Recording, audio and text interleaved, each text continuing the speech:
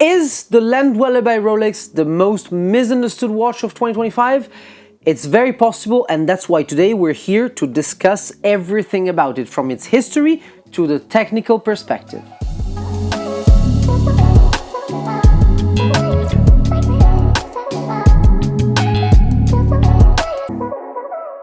To start, we have to say that this is not a random watch. This is a new family of watches from Rolex that has its roots in the past, but also his development in the future. Let's first say that it's a new family. It's called Dweller, Landdweller, so it rings a bell. Sky Dweller, Sea Dweller. This one is intended for land, and it's something out of the ordinary, which has its roots in the past but its development in the future. I first of all want to discuss the past of this watch, because one of the misunderstandings of the watch is the fact that for some it looks like an oyster quartz, but the genesis of the oyster quartz is indeed a part of the development of the Landdweller, but it's not the only one. First of all, let's focus on the years when this kind of watches were born. The 1970s were a crucial time frame in the watchmaking industry. It's in this decade that we have the birth of sports watches, like model intended for being used in more sporty situations. We have the quartz crisis. We have in 1969 the Beta 21, the first ever Swiss-made quartz movement, which led in 1969 or 70 to the birth of the 5100 named Texan, which was the first Rolex watch having this kind of aesthetic, meaning a more geometrical case with an integrated bracelet.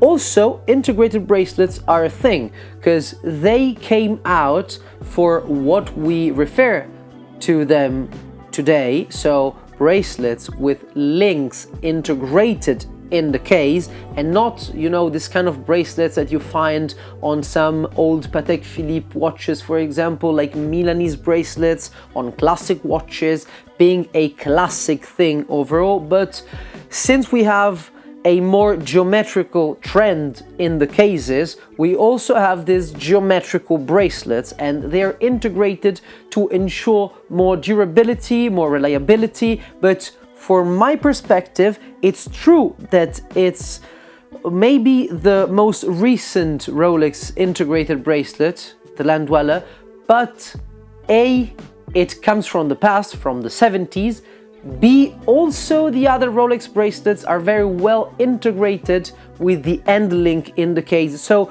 it doesn't really change the aesthetic from my point of view, but it changes the ergonomy, making it way better and way more like hugging the wrist. Again, focusing on the 70s, we have important dates. Again, 6970, the Texan, which doesn't share the same aesthetic that we have here on the Landdweller.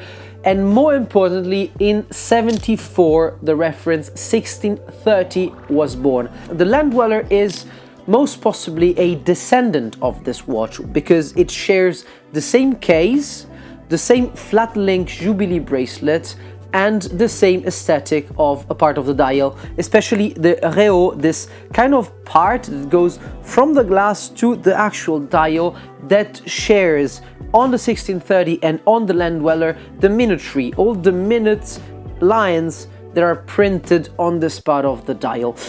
The 1630 was born, rumor has it, because the oyster quartz was under development, but the movement took longer to produce than the case themselves, and so Rolex used the case destined to the oyster quartz, but with a perpetual movement, meaning an automatic one. So the watch that came out stayed in the catalog for just 2 years, from 74, 75 to 77, when the actual oyster quartz came out, and the oyster quartz stood in the catalog till 2002 for the silver version and 2004 for all the other versions. What's important, as I said, that the 70s are defining years, is the fact that 1969 we have the Texan. 1972 we have the Royal Oak by Audemars Piguet. 1974 we have the 1630. 1976 we have Patek Philippe Nautilus. 1977 we have the Oyster Quartz, and 1968 we have the Tissot PRX. So this was an overview to give you an idea of what was the definition of the aesthetical trends back then. So all the roots of nowadays watchmaking basically lay in the 70s, and Rolex was one of the very early adopters of the integrated bracelets and of the sports watches. So they were still very much trendsetters, and what they did today is not a later adoption of the trend of integrated bracelets, but more like an upgrade of a watch they find to be very modern, and it was very early modern back in the days. After talking a bit about the history, and just for you to know, the Oyster Quartz was as well a rare watch with less than 25,000 units ever produced, and the 1630 even rarer, only being in the catalog for 2 years. We have to focus on what is the Land Dweller now. The Land Dweller, first of all, was presented at Watches and Wonders 2025 in a family of 10 references. Basically 3 different metals and 2 different sizes. Gold, specifically Everose, Oyster Steel and Platinum in 36 and 40 millimeters. Of course, the design language is very similar to the Oyster Quartz, but the Oyster Quartz was available in way more iterations and variants that I might expect from the future. But since some people find the Land Dweller being like the missing link between a Datejust and a Day-Date, it will be interesting to see the development of the line, because back then the Oyster Quartz also had a Day-Date version, a kind of flat oyster bracelet, and also we have prototypes of a perpetual calendar. So I'm very positive we're gonna have fun in the future. The watch itself comes in a very refined aesthetic. Of course, we are talking about a oyster case, so the construction is the same as other watches such as the Datejust, such as every other oyster watch.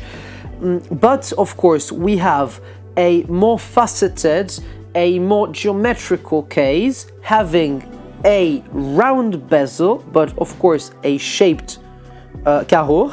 We have a fluted white gold bezel. This one I'm handing is the 36 Oyster Steel version, which is my favorite of the ones I have today, which I'm very proud of having here in the metal. It has a completely different and new and redesigned dial. First and foremost, the dial features this beautiful honeycomb pattern, because geometrical patterns are a thing on sports integrated bracelets watches, as I'm sure you already know. It is very interesting because we have a very nice contrast between finishes. All the geometrical elements are recalled all around, just for you to take a look. The bottom top of the second hand has an hexagon such as the ones we have on a dial. They redesigned in an amazing way the hands, the indices, the numerals, everything, improving readability, improving the luminescence of the watch itself. And just for you to know, the watch has 32 patent pendings, so something really impressive here. We have again an aesthetic that is similar to 1630. We have the 2 Arabic numerals at 9 and 6, which are the only detail I was expecting in a different way, because I was expecting other baton indices. But I'm sure we'll have a lot of fun in the future, and what I would love to have on this watch is a black lacquer dial that would give a subtleness to the watch that is unbelievable. On the other hand, having this réau, having all these elements that are refined, allowed the watch to be very much deep, very much nice to have on the wrist, and the dial is very wide and very appreciable.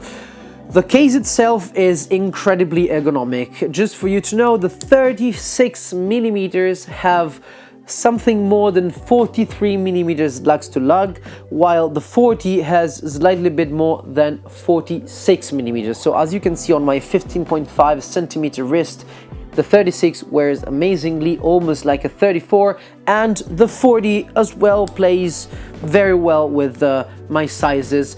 On the other hand, the bracelet was improved. As I said, we have a flat oyster bracelet, so 5 links, the outer 2 of which are brushed, while the inner ones are polished. It's tapered, it has the folding clasp that goes straight into the bracelet, making it like one altogether, making it very elegant in my opinion, very slim as well. Also, the thickness of the watch is 9.7 millimeters, less than 1 centimeter for a watch with 100 meters water resistance, and a lot of improvements is something unbelievable in my opinion. The bracelet is super thin, it feels like silk, it's really nice honestly on the wrist. The 40 millimeters version, compared to other watches in the Rolex catalog, it's also pleasing me very well because I find it big for my wrist for sure, but honestly very much in a sporty move, super appreciable. Of course, what's even more special than all of it, and just for you to know other technical elements, the bracelet features some ceramic tubes to prevent from wear, which is pretty great note, but of course the key aspect here is the movement. First of all, this is the first ever collection in Rolex catalog to have open case back on every reference, every metal, everything. It was introduced with the Daytona Le Mans, which is kind of like the highest peak of horology in terms of collectability, rarity, iconicity. But nowadays, since we have this beautiful caliber 7135, everything now is visible also on the most basic version, being the 36 millimeters in steel, which is of course also the cheapest. And this is an interesting take. What's new on the movement? Basically a lot of things. It shares a lot of design and constructive elements with the 7140 used on the Perpetual 1908. The aesthetic is indeed very similar, with this beautiful gold rotor which is skeletonized and which shows the movement, which features beautiful Côte de Genève Rolex.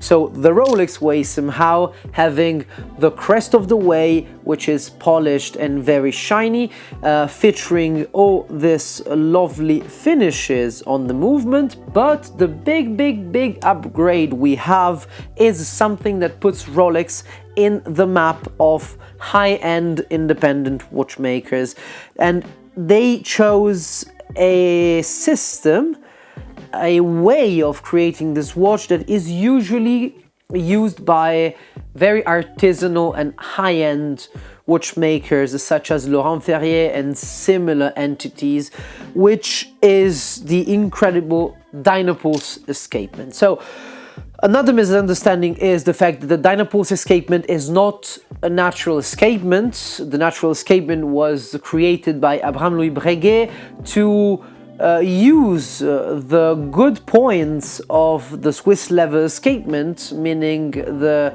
easiness of making it and the fact that it started automatically without any additional thing to do to the watch. But it also had the idea of reducing lubrication, reducing friction, and of course being more efficient. So these criteria are the same that Rolex used for developing the Dynapulse and indeed caliber 7135, but on the other hand the functioning of the movement is slightly different, so it could not be considered a natural escapement. But the direction in which they're working is actually the same as something that creative, something that high-end in the technical elements. So we have to acknowledge the fact that doing that for a brand like Rolex that produces high quantities with an integrated in-house production and with a watch that doesn't have the same price point, not even on the Land Dweller, that we have on artisanal watchmaking is indeed remarkable, and we must consider the Land Dweller with this perspective and not just looking at its price tag and comparing it to a Datejust or to a Day-Date. So that's very important. As I was saying, this is a groundbreaking new movement. We have a silicon, for the most part, escapement that is completely new. We have the balance axis that is in white ceramic and is laser engraved, which is impressive. We have the Siloxy hairspring, making the watch very anti-magnetic, of course, with the help of the balance axe and the escapement. So loads and loads of technical elements here. The idea was to create a sequential movement somehow, but everything was intended to have a watch that had a 30% more efficient movement, that had reduced friction, that needed less lubrication in the same size, and also the movement now has a higher frequency of 5 Hz, 36,000 alternances per hour, meaning a precision of 1/10 of a second. So huge upgrade, but with the same dimensions, and a price increase from a normal still 36 Datejust, which is not as substantial as we see in other brands in the watchmaking industry. So Rolex really played it in a way of like putting themselves up to, we are high-end watchmaking, we can produce incredible movements as well as incredibly well-made, well-designed and beautiful watches, but they really had every card this time. And that's why I think this is an important watch. It's an important watch in Rolex history. It's a watch that opens a lot of possibilities of development, both in terms of the other calibers in the catalog, in terms of complications, and in terms of new approaches for the brand. A couple more informations that could be useful for you are the fact that the watch, being more efficient, has 66 hours of power reserve, which are not bad at all. The versions are very similar one to each other. They really went for coherency this time, so every one of their watches share the same numerals, the same hands. The only difference is with the gem set pieces, which don't have loomed hands and don't have the Arabic numerals, but they have baguettes, which to me is the absolute best, because honestly, with the geometrical case, the geometry of the baguettes and the baguette bezel is fantastic in my opinion. Like, it's maybe the most beautiful watch that Rolex has produced ever. The rose gold with baguette is fantastic. On the other hand, the platinum stayed very coherent to the brand, bearing the typical Pantone for platinum dial Rolexes, and everything is really coherent but groundbreaking in a subtle, respectful, thoughtful way, as Rolex did. And here we come to the last point, the price point.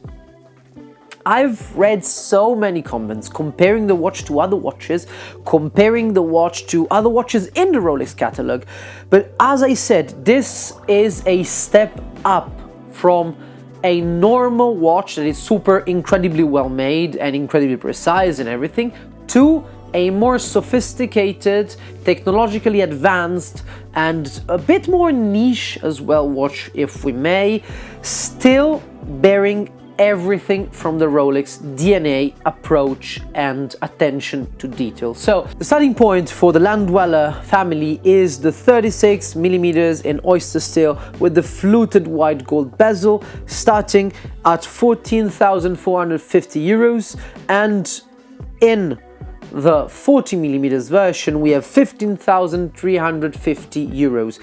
And here where it gets a bit complicated for some people that I read in my comments, because again, this watch is different, but if we compare it objectively, we have the Datejust in 36mm oyster steel with a fluted gold bezel at 9,650 euros, while the Daytona in steel is for 16,250 euros. So this watch goes a bit more towards the Daytona, which is seen as a more complicated watch, while, as I said, the technology in this watch is remarkable and even more advanced than the one in the Daytona, we can say. On the other hand, the aesthetic goes a bit more towards a Datejust, so a lot of people perceived it as an expensive Datejust, but I really hope that after my video you can have an overview of why this watch makes sense and why is this price even more than coherent with what we have, because I think it's really fairly priced if we look at what it is. Of course, it will be a bit harder maybe to understand the price for an average person that is not passionate about watch movements and the mechanical aspects of watches. With that said, my two favorite versions are indeed the simplest one, the 36 in steel, which is honestly really good, ergonomic, light but not too light, the absence of the crown guards as on the Datejust.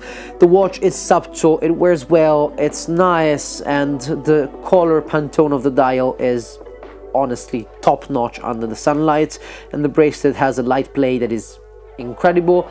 But for sure, my favorite version, baguette on Ever Rose, because I'm this guy in the end. Nevertheless, I'm very happy to have had the honor of presenting you 4 different models of the Landweller in the metal. I hope that you understood a bit where watchmaking was in the 70s, how it developed, and the Rolex approach for this movement and this watch. And I really hope that after this video, at least people from my audience won't have any misunderstanding around comparing this watch to other competitors, comparing this watch to other similar watches in the catalog and everything, because I think the Landweller is something that is embedded in the Rolex catalog because it's coherent, but it's kind of an outsider from the Rolex catalog because it's a step up and forward compared to everything else. With that said, I wish and hope you liked the video. Please leave a comment with your opinion on the Landweller. Let me know all your thoughts in the comments, which watches you want to see next. Subscribe to the channel, follow me on every social media, and most importantly, see you in the next video.